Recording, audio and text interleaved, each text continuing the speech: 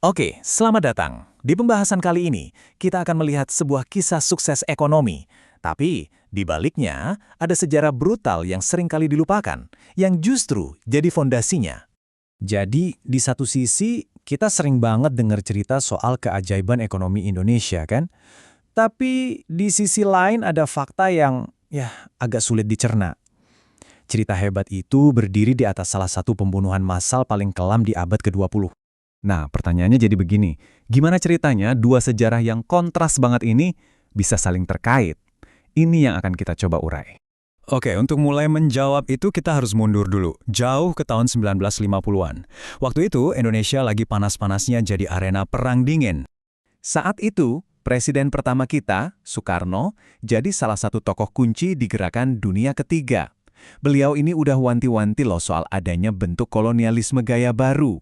Posisi Soekarno itu jelas, Indonesia harus non-blok, nggak ikut Amerika Serikat ataupun Uni Soviet. Tapi, buat Washington logikanya simple, kalau kamu nggak sama kita, ya berarti kamu musuh kita. Ketakutan Amerika ini punya nama teori domino.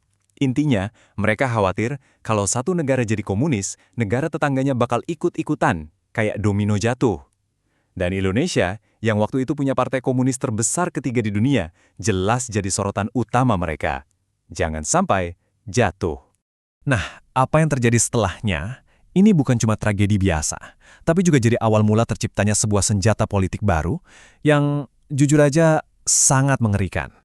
Jadi, antara tahun 1965 sampai 66, militer Indonesia melakukan pembersihan sistematis. Korbannya antara 0,5 juta sampai 1 juta orang yang dituduh komunis atau dianggap penentang. Dan yang bikin ini makin kelam, dokumen-dokumen yang sekarang udah bisa diakses publik menunjukkan kalau Kedutaan Besar Amerika Serikat itu nggak cuma nonton, mereka aktif mendukung loh, ngasih uang, peralatan, bahkan daftar nama orang-orang yang harus dihabisi. Buat Washington, cara brutal ini dianggap sukses. Saking suksesnya, mereka pikir ini bisa jadi semacam cetak biru atau model yang bisa diekspor ke negara lain. Dan model inilah yang kemudian terkenal dengan sebutan Metode Jakarta. Sebuah program pembunuhan massal yang tujuannya buat menghancurkan gerakan kiri dan mengamankan kepentingan ekonomi barat. Efektif, tapi mengerikan. Oke, dari tragedi besar ini lahirlah era baru. Pemimpin baru dan sistem ekonomi yang juga benar-benar baru. Sosok yang memimpin operasi pembersihan tadi, Jenderal Soeharto, akhirnya naik jadi presiden, dan dia bakal berkuasa selama 32 tahun ke depan. Di bawah pemerintahannya yang sangat pro-barat, ditambah lagi dengan booming harga minyak dan bantuan asing, ekonomi Indonesia langsung tancap gas. Inilah awal mula kita dikenal sebagai salah satu macan Asia. Dan kita harus akui, pertumbuhannya memang nyata. Investasi asing masuk deras, dan jutaan orang berhasil terangkat dari kemiskinan. Angkanya berbicara sendiri. Tapi ada tapinya, pesta ekonomi ini juga diiringi sama korupsi yang luar biasa besar. Diperkirakan Soeharto dan keluarganya aja menilap dana sampai 30 miliar dolar. Ini lagi-lagi nunjukin apa prioritas Washington sebenarnya. Yang penting, Indonesia stabil, pro-Amerika, dan anti-komunis. Soal biayanya, ya itu urusan lain. Ironisnya, sistem yang bikin ekonomi meroket ini ternyata juga menyimpan bom waktu di dalamnya. Dan ledakannya bakal spektakuler. Nah, bom waktunya meledak tahun 1997, pas krisis finansial Asia datang. Sistem ekonomi yang dibangun di atas perkoncoan alias kronisme itu ternyata rapuh banget. Langsung ambruk.